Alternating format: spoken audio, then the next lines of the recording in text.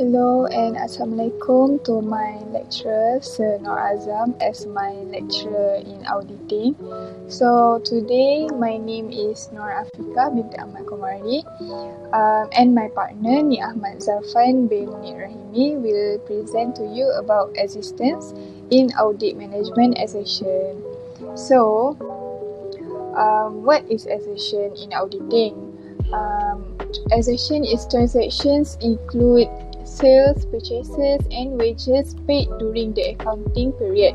Account balances include all the assets, liabilities and equity interest included in the statement of financial position at the period end, at the end of the period.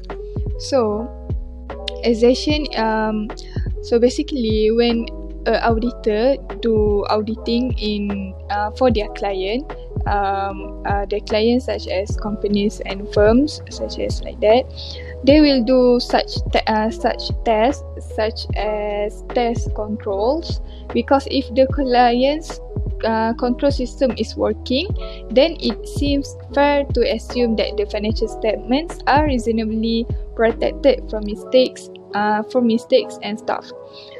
So the auditor also do the substantive procedure or substantive test, which is where the auditor looks for the physical evidence supporting the figures and disclosures in the financial statement. Obviously, there is a link between the two, because if the auditor performs tests to confirm the occurrence of sales, this will also provide some assurance about the existence of receivables. Although the auditor may perform other tests specifically focused on the existence. We will discuss about existence after this.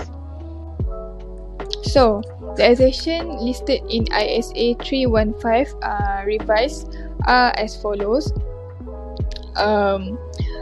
We have existence, completeness, occurrence, right and obligations, valuation and allocation, cut-off, accuracy, and many more. There are many accessions, which is within 5 to 7 type of accessions, which is completeness. The auditor will check that everything that should be included in the total is indeed included.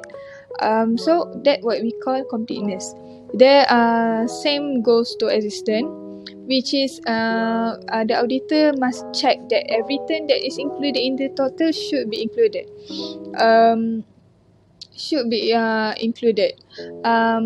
Existence for assets and liabilities, and that sales, revenue and expense item have occurred, which is what we call occurrence.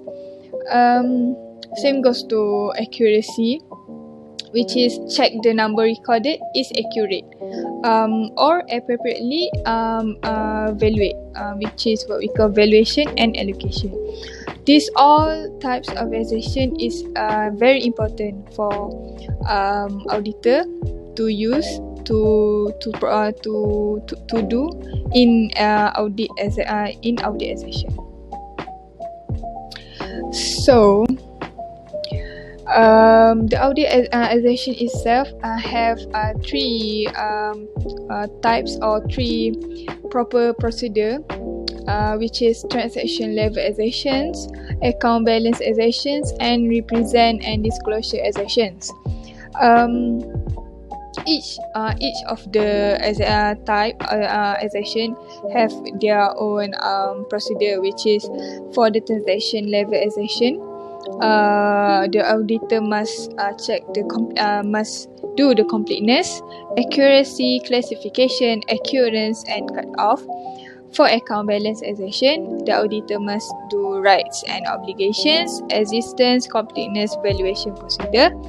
And lastly, for the represent and disclosure accessions, accuracy, occurrence, completeness, and the stability, rights and obligation is needed when we do represent and disclosure accession.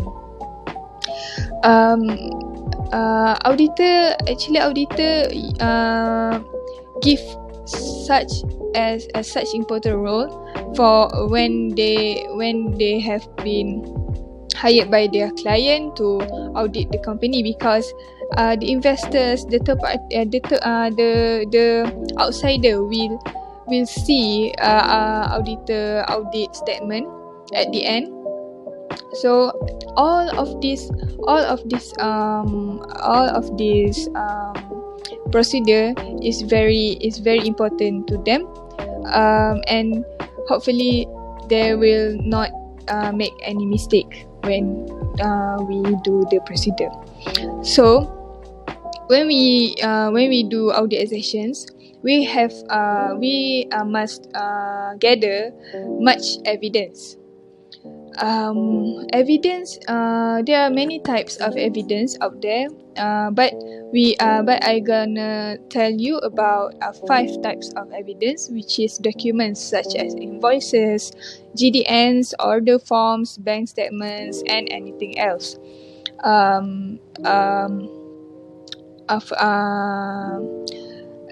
Thus, the auditor can check the assets as the evidence, which can be inspected to verify existence and to assess value. The next is the directors and other members of client staff who can confirm things in written representation. So they can. The next is accounting system itself, which is asset register, inventory list, cash book, ledgers, sales book, and many more. And lastly, the auditor can gather evidence from the third parties of the client's company, which is lawyers, surveyors, bank, customers, suppliers, and anything else. All the useful independent people who can verify things in writing about the client. So all of this type of evidence is very important to auditor, which is with this evidence, the auditor can use to proceed to the audit statement and to detect many mistakes or anything else. So, what is existence? Existence is the assertion that the assets, liabilities, and shareholders' equities balance appearing on company's financial statement exists, as stated at the end of the accounting period that the financial statement covers. So what each mean is the asset and liabilities occur in fact with no exaggeration, such as addition of fictional receivables or inventory. This assertion is closely similar to the transaction of assertion. The information recorded in the financial statement actually occurred during the year. Fraudulent transactions are most likely to violate this assertion. So, when there's the many mistake detection in procedure of existence, so the auditor can what we call give the clients statement that about materiality. So we gonna talk about materiality in the after this. Okay, so that's all from me. I will pass this presentation to my partner, Nik ZHARFAN. Thank you. Okay, Assalamualaikum and a very good evening I wish to my lecturer and my beautiful partner. I want to continue my presentation, which is my partner presentation is about example of assertion in existence. Okay, for example, any statement of inventory included in the financial statement carries the implicit assertion that such inventory exists, as stated at the end of the accounting period. The assertion of existence applies to all assets or liabilities included in a financial statement.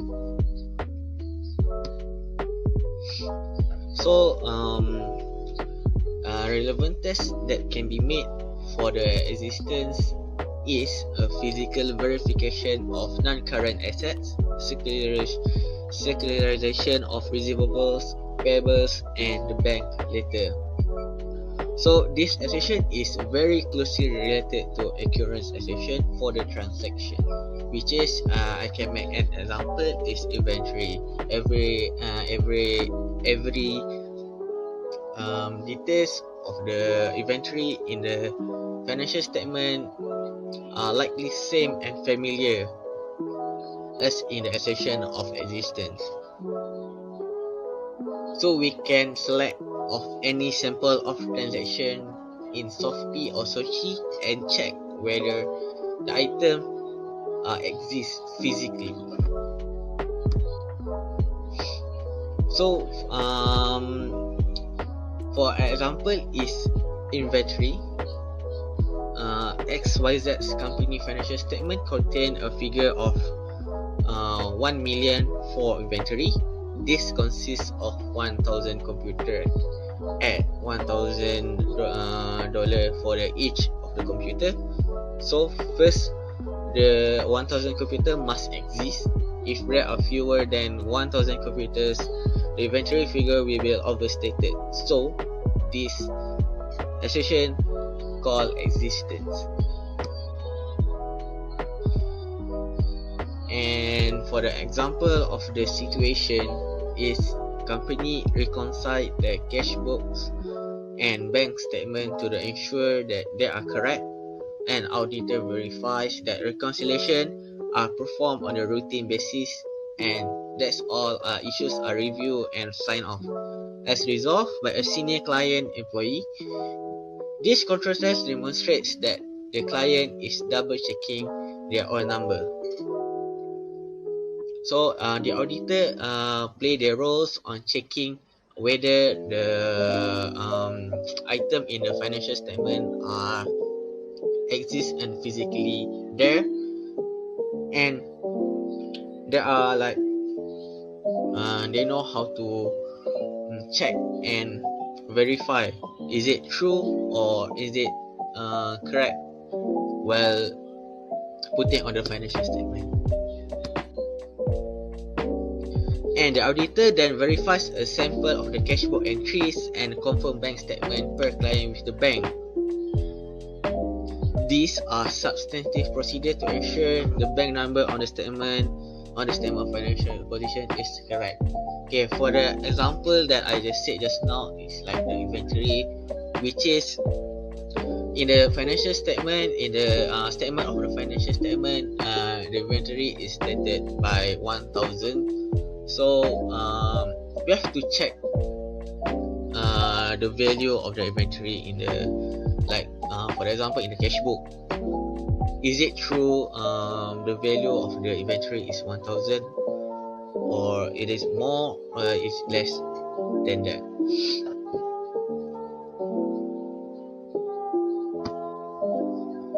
Okay, most of the real world operates in a similar way. For example, if I were a school inspector, I would look at the school's policies manual and look for the proof that they are being followed. Since this indicates that the instruction offered is going to be a high standard because it is well controlled, but in order to substantiate the standard of the education in a more concrete way, I will observe some classes and examine exam pass rates.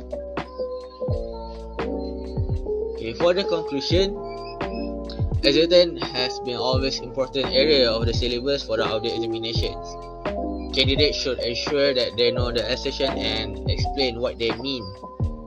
Candidates should not simply memorize this test, but also ensure they understand the reason why the test provides assurance about the particular assertion.